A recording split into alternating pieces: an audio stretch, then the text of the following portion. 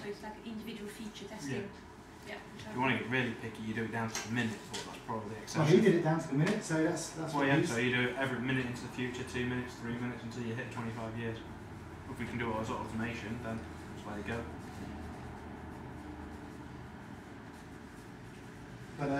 But his requirement was that he wanted to travel 25 years in the future. But if we've got automation and we can do it up to 25 years, then you're not only proving that we can go 25 years, you're proving that we can go everywhere in between 25 years as well. Right, so you've met the requirement that it could go to 25 years, and that's the boundary. Yeah. Yeah, okay. Cool. Because albeit he's been shot by Libyan terrorists, we could go back a minute ago and get him before he gets shot. Yeah. Yeah. He was wearing the lead plate anyway, by the way. Yeah, Marty didn't know that. Marty the tester wasn't aware. So let's just whack these up, that's what we've got. So automated or manual tests.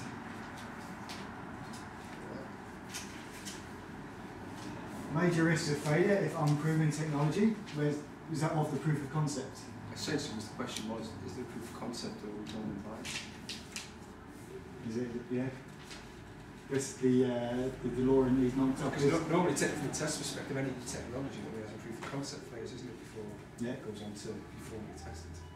But is this a proof of concept? He's proven that Einstein can That's the question, are we the proof of concept? Right, yeah, okay. So test travel time backwards and forwards. And does time travel happen at 88 miles per hour? Does that mean like short of or greater than? Yeah. Okay, so that's like a boundary there. Yeah. 88 rhymes if we get to 89. We never know because we've gone. Yeah. Maybe, yeah. Cool. Anybody else got anything? Over there, Tony. Cool. Brilliant. Cool, yeah, so don't fall into the same trap as others. Yeah. If there's failure, what are the repercussions? And iterative testing of 1, 2 years, 4 years, etc. Yeah. Anyone else, Lee? Have you got anything? Yeah, this should. Yeah, brilliant. Cool, thank you. So yeah, test the individual features, i.e. 88 miles per hour, 25 years, etc. Yeah. So these are splitting up the domains, and we can do the boundaries on each of those, on the speed, on the years. We've got the need to be able to generate 1.2 gigawatts of power. Can the car actually travel at 88 miles per hour? And test the customer journey, no bugs as you go along. Yeah. Testing around a nuclear reactor as well, because if that goes wrong, then we've got problems. Yeah, that's it. Before you even attempt to get 1.21 gigawatts out of it. I think as well, if we're doing the testing in this country, that's the way we're going to test it, because not loads of legals around 5, 8, 5 hours, so there's the risks associated around having a car bottom down the road. Yeah. Top Gear test track.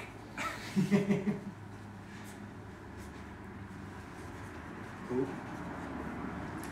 As you know, your picture before, where you're going around continually thinking alternative solutions. You can do that at any of those stages. Just, I know in an ideal world, you go A, B, C, D, E. Yeah. Sometimes you've got to divert away from there. So alternative solutions. Right. Okay. Right. Cool. Cheers. Right, Kevin.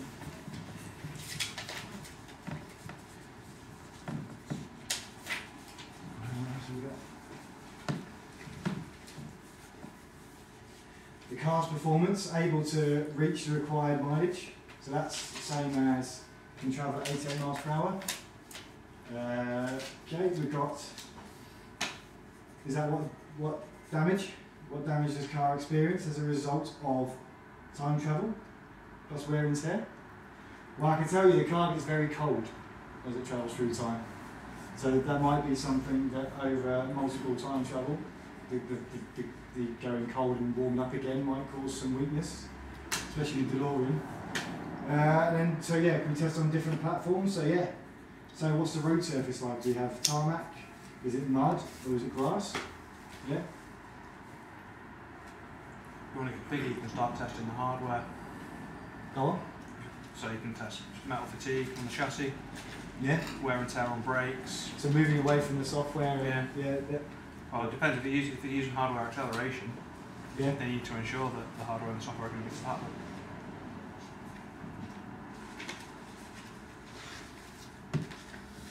down. Because we've got compatibility there. So that's, Yeah, do you want to just put that one? yeah, cool. Cheers. Yeah.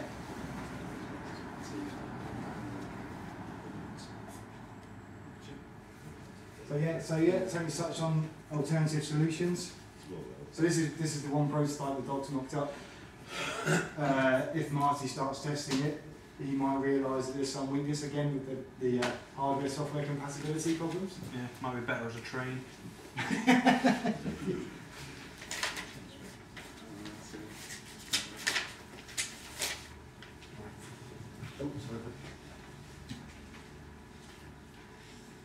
Is there alternative ways of providing the power if the nuclear reactor fails? That There comes is. like under alternative solutions. Yeah, isn't it? alternative So it's solutions. definitely, yeah. Yes, so it could be a risk in the risk category. Right, yeah. The fuel might not work. So I've got a series of risks as well. Some not entirely sure whether they're related to testing, but the last one is, I think. Okay. Well, yeah. If we're talking one of the hiccup heuristics was illegal, so compliance thing. So yeah, so some of the risks identified. Is it legal? Ethical. Is it ethical? Is it realistic? And is it dangerous? Yeah. I'd say that's the biggest risk that came to mind. I think Health as and well, safety regulation. it's repeatable because if it can't only do it once, then you can get stuck. Get stuck on the other end. Yeah. Okay, so yeah, repeatable. So I guess we could. I'm going to need a bit of a whiteboard. So what have we got? So in terms of the market here, it's maintainability. How economical is it to build, fix or enhance a product? What about usability? Is it easy to use? Oh, you've seen the operating instructions, John, tell me. Well, I've got sets and time It circuits. looked a bit mind-bender when I saw the interface, so maybe I'll test that. Right, okay, so let's have a look at the interface. Which way are you? Is that mind bending? Oh no. I just saw numbers. Yeah. I said where I am. But also, you got a flux capacitor and stuff. I haven't really had that much. Got to get that going as well. So. Right. So as a user, there was no mention of the user having to use the flux capacitor. Okay. It was just there. It was just part of the system. So I'm just playing dead man. So basically, where are the operating instructions? All I have to do as a driver is I have to sit there, set the required date and time, drive to 88 and bang, I'm in the future. There is a usability question that if it works and it takes you it's the future, but then there's a breakdown, if the capacitor breaks down, how do you get repaired? Wicked, that's maintainability. Yeah. Yeah, can we fix it? You also need to look at repeatability, as if you said it to go to a specific time and back, does it actually go to that time every time sort of thing? Right. So we could put that in automation. We could have one test that continually goes back and forth, back and forth, back and forth. Okay. You need to look at boundary value analysis. You said you want to go 25 years. Well, if you went back 25 years and then went forward 25 years, that would be 50 in total. Just double your requirement. Also, if you want to get picky, then you're looking at performance testing as well as how far into the future can it go. Yeah, wicked. What if you accidentally put something in wrong and you ended up somewhere and you get back from there? Exactly. Yeah, jolly that because I need to group these, but There's normally impact I've got a as big old well. whiteboard. There's impact as well, because if you go back in time and you flick around with something and it changes the course. Exactly. So that would be a risk. Yeah. A risk. So yeah, do you want to drop down? So changing the future or changing the past, impacting the future. I think something you haven't mentioned, and is money no object, but whether it be auto trader, MBNA, HSBC, wherever, profitability. So you don't want something just for once, you want to be able to do it again. And okay, there's a lot of cost initially, but over how many years will you actually get your return on the work you're doing? Yeah. And what do you have to do in order to get that profitability? Exactly. I.e. biff. Yeah. Right, so I'll start a risk one over here. So We need launch date. the customer doesn't have a launch date. It's not specified. Not this customer. He's a bit wacky. he's not. We only found out about it last week. Okay, so have we got any more to come up on the board? Yeah. Cool. Profitability. Brilliant. So what would that come under? Profitability. That would come under your brain, wouldn't it? We'll put that down here. Maintainability, yeah, wicked.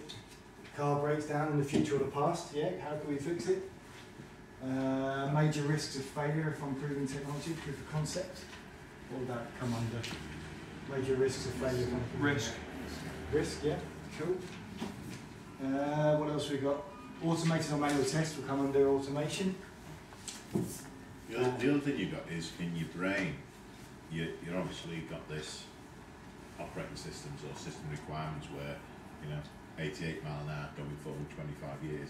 Well, as everyone said, and we've all worked in that environment, it mightn't work, but 88 in 20 years, is that something that's sustainable as well? Right. So as you're working in your in your brain section here, thinking outside the loop, just because one part of it fails, the whole project can't fail. You've got to try and make some money out of the work you've done. So finding a user for part of the success story. That crosses several boundaries as well, doesn't it? Because Very much so. because you have maintainability, can we do it continuously into the future? Risk, how do we stop someone getting the car that shouldn't get the car that might do something naughty with it? Well, then that comes down to security testing in terms of access to the vehicle. Right, so could we put security testing under risk? The fact that no one's mentioned security testing? Yeah. Yeah. So we have to test past, present or I future? think this security testing kind of ties back to is it dangerous? So, Will it? So we put it into risk? yeah. Yeah, we need a volunteer. Yeah. The dog. Oh, that's the dogs and human. Cool, sorry, so where to test, past, present or future? There's plenty of the writers, so I'll get to volunteer. Because the risk is you test it, the track disappears. Now, no body, when so you you back can't inside that predict it. track, doesn't exist then, or Yeah, in the yeah, future yeah. it might not be there, so That's- when you get back.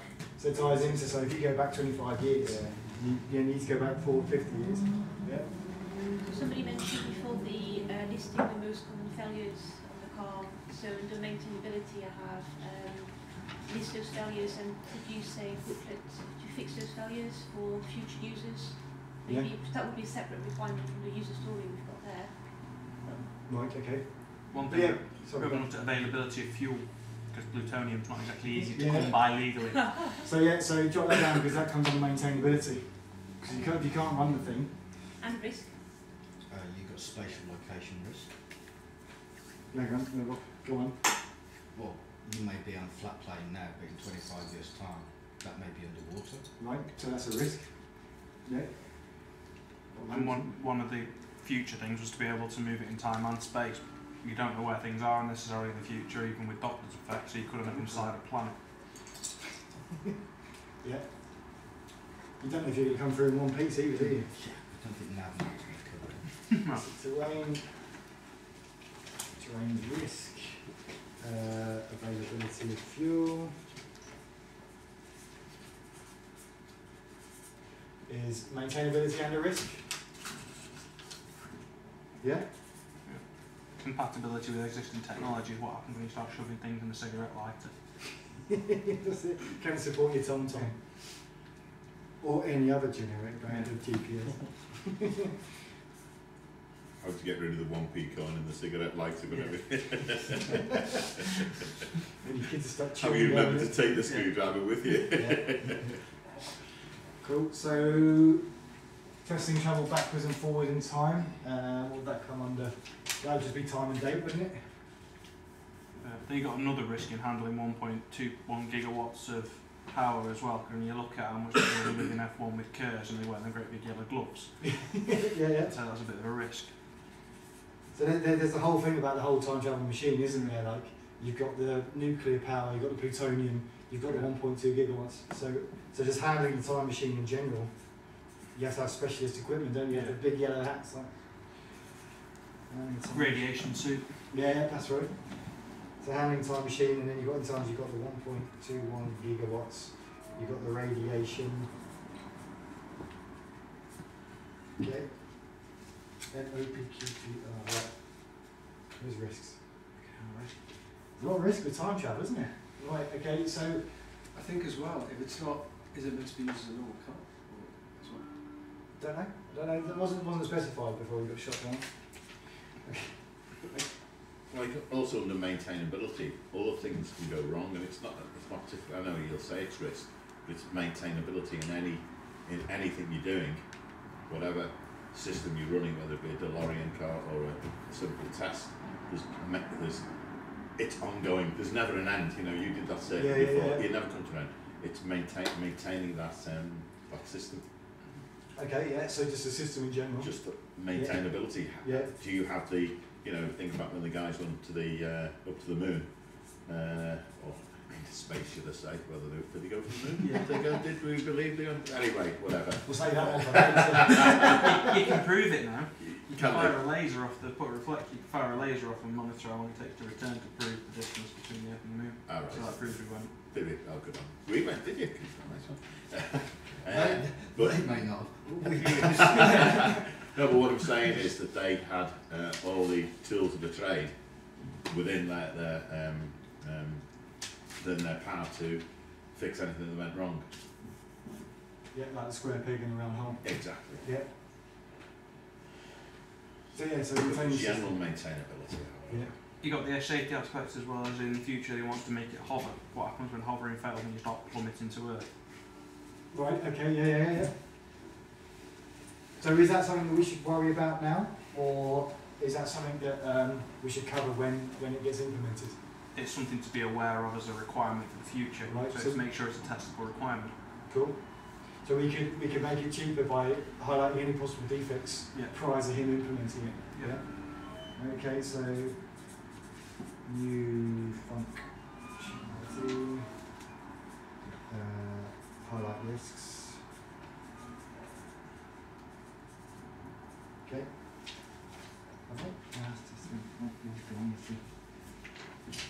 This risk is going off the board. Right. Where else are we up to? We've got to test the customer journey. I'm going to say that no bugs as you go along. I reckon that's to do with time and date. Alternative solutions. That'll be on your brain. Because there could be other solutions that he's going to have to apply. Test the individual features. So we're testing the speed, we're testing the time. We don't want hazard again. Well, it's going to be time and date, isn't it? So it's right on the road. And can the car travel at 88 miles per hour? And the car's performance ability to reach required mileage. Again, that is time and date. Or is it? Is it time and date? Anyone care though? Yeah. In terms of the MARTY heuristic, it's time and date. So yeah. There's a distance equals speed equals distance over time. Yeah. So yeah, okay. Need to be able to generate the power. So would that come under maintainability? The actual be able to the act of time travel full stop. Would that be maintainability, or would it be? Or would that just be your brain? Yeah. Yeah. Yeah. So different platforms. So we're talking tarmac, we're talking mud, we're talking grass. Again, it's going to be your brains, ideas that you're firing out there. Okay. So what damage does the car experience as a result of time travel, wear and tear? Do you want to put that maintainability, or do you want to put that at risk? Both, isn't it? So Because you need to understand what's going to happen. You need to understand how you're going to deal with it. Yeah. So there's a risk that you need to handle, like with a. Yeah, you've got to mitigate it, but you've got to prove it as well. Is that there? Okay, yeah, so damage. You've got here as well, I don't know if I've just noticed it. You already know there are known bugs in the system. Yeah. So that needs to be, the starter, motor, whatever you call it, needs to be more resilient. So that, if you have a spare starter motor, it's making things more resilient. Yeah. Don't know where that would fit in. Probably maintainability, would it? So just fixing existing bugs. Possibly, forget about it, just go back to redesigning the starter so it's more resilient. Yeah. But it's a risk that there's known bugs in the system, and you need to identify those bugs before you can even start classifying and working on them. If I was given that before I started, they're the things to clear up just before I even invested too much money in case they weren't. I know they're simple problem, but if the problems weren't fixable. If there's known bugs, it goes back to the developers until there aren't any known bugs, and you can start that actually testing it to identify what they don't know about. Right.